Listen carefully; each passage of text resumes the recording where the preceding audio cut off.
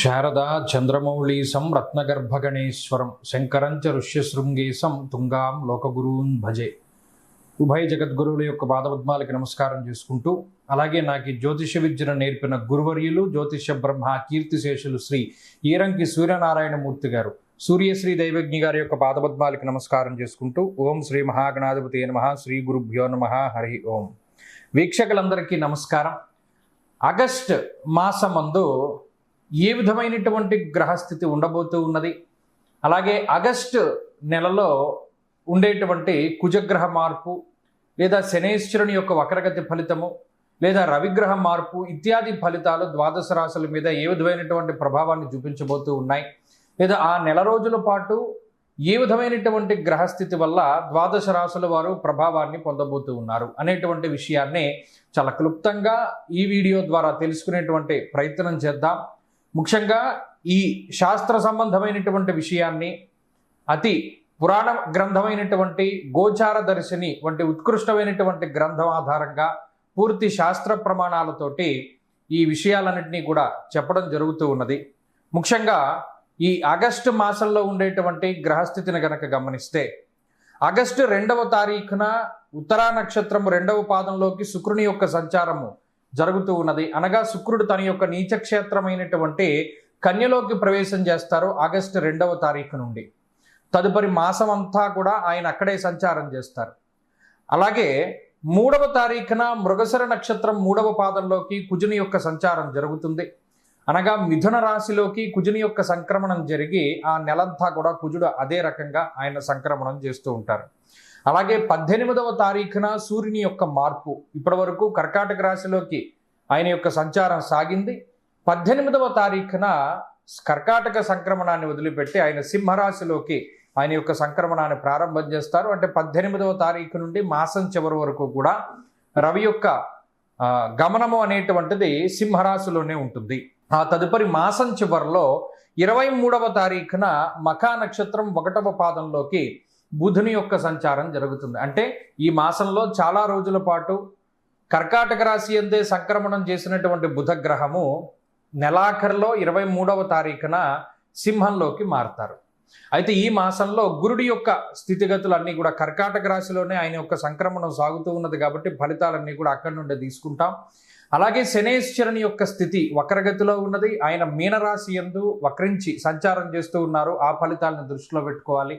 కుంభరాశి యందు రాహు ఉన్నారు. అలాగే సింహమందు కేతుగ్రహం ఉన్నటువంటి పరిస్థితుల్లో ద్వాదశ రాశులపైన ఈ గ్రహస్థితి ఆగస్టు మాసమందు ఏ విధంగా ప్రభావాన్ని చూపించబోతూ ఉన్నది. మరీ ముఖ్యమైనటువంటి విషయం, ఆగస్టు మాసంలో మనకి అనగా భారతదేశానికి ప్రత్యేకించి కనబడేటువంటి గ్రహణములు కానీ లేదా మరి ఏ ఇతరమైనటువంటి దుర్నిమిత్తములు కూడా కనబడడం లేదు. కావున ఎటువంటి గ్రహణ నియమాలు కూడా మనం పాటించవలసినటువంటి అవసరం లేదు. ఈ విషయాలను కూడా మనం దృష్టిలో పెట్టుకోవాలి. ఇక ఫలితాల విషయాన్ని మనం చూద్దాం. ధనురాశి వారికి ఆగస్టు మాసం ఫలితాలను కనుక మనం పరిశీలన చేస్తే, శనేశ్వరుని యొక్క వక్రగతి దాని మీదే దృష్టి ఉంటుంది. అటు తృతీయమందు రాహువు, శనేశ్వరుని యొక్క వక్రస్థితి, ఇవి రెండు కూడా పర్వాలేదు, మధ్యస్థమైనటువంటి ఫలితాలను ఇవ్వడాన్ని గమనించవచ్చును. ఇప్పటి వరకు యోగించినటువంటి కుజుడు ఆయన 6వ స్థానం నుండి 7వ స్థానానికి వెళ్ళిపోయారు. ఆయన తాలూకు అనుగ్రహం లేదు. అలాగే అష్టమంలోనే రవి, గురు, బుధులు వీరందరూ కూడా ఉన్నారు. శుక్రగ్రహం కూడా అనుకూలంగా లేదు. అంటే దాదాపుగా గోచారంలో ఫలానా గ్రహం అనుకూలంగా ఉంది అని చెప్పడానికి సావకాశం లేదు. ఎప్పటి వరకు దాదాపుగా 18వ తారీఖు దాటిన తర్వాత మరలా రవి 9లోకి వెళతారు. 9లో కూడా రవికి అంత అనుకూలత లేదు.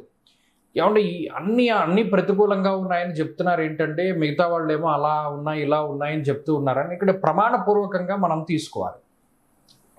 సప్రమాణంగా మనం గోచారాన్ని చూసినప్పుడు అర్ధాష్టమ శని వక్రించడం వల్ల అదేం పెద్ద ప్రయోజనం ఏమీ కలగదు. ఎందుకంటే తినబోతూ రుచి ఎందుకు అన్నట్టు ఇది మీకు తెలుస్తుంది. కాకపోతే ఉన్నది నేను చెప్పేస్తున్నాను సంక్షిప్తంగా.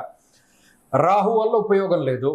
కుజుడు యోగించే గ్రహం కాస్త 6లో ఉన్నాయని సప్తమంలోకి వెళ్ళిపోవడం వల్ల ఇప్పటి వరకు ఉన్న మానసిక బలమో లేకపోతే ఇప్పటి వరకు ఉన్న ధైర్యమో అది కూడా కొంత తగ్గిపోతూ ఉంటుంది. దేనివల్ల అనేది తెలియదు. పోనీ ఫలానా వాడు మనల్ని భయపెడుతున్నాడా అంటే కాదు, ఉత్తినే తగ్గిపోతుంది. ఎక్కడికైనా వెళ్ళడానికి భయపడతారు, 10 మందిలో మాట్లాడడానికి భయపడతారు, లేదా ఏదైనా ఒక ఒపీనియన్ చెప్పడానికి భయపడతారు. దానికి కారణం అన్నది ఏది ఉండదు. కమ్యూనికేషన్ వ్యవస్థ మీద అది ప్రభావాన్ని చూపెడుతుంది. ఎవరితో మాట్లాడడానికి పెద్ద ఇష్టపడరు. అలాగే అష్టమంలో రవి, గురు, బుధ గ్రహాలు ఇత్యాది గ్రహాలు ఉన్నప్పుడు చోరాగ్ని నృపభీతిశ్చ అంటే గాత్ర గాంభీర్య నాశనం, ఆయన కూడా మాట్లాడేటువంటి శక్తిని తగ్గించేస్తూ ఉన్నాడు. అలాగే దుర్దోష శత్రు సంవాదో గమనం వ్యధ, ప్రయాణాలు చేయడం వల్ల అలసిపోవడం, అనవసరమైన ఖర్చులు పెట్టడం, అరే మనం ఇది అనవసరంగా చేశాము అనేటువంటి భావన మనకి ఏదైనా పని చేసేసిన తర్వాత కలుగుతూ ఉండడం ఇత్యాది విషయాల ద్వారా ఈ మాసంలో అంత బలం లేదు అనేటువంటి విషయాన్ని సరే యథావత మీరు చూచాయిగా మనం గుర్తుపెట్టుకోవాల్సింది ఏంటి అంటే మాసంలో బలం లేదు. మరి ఏం చేయమంటారండి, మా ధనురాశి వాళ్ళ మీద గ్రహాలు పగబడుతున్నాయి కదా అని అంటే, ఒక్కొక్కసారి కాలం కొంత వ్యతిరేకంగా ఉన్నప్పుడు అరటిపండు తిన్నా పన్నీర్ ఇవ్వబోతుంది, దానికి ఏం రీజన్ ఉండదు. ఇది గతంలో కూడా మనం చెప్పుకున్నాం.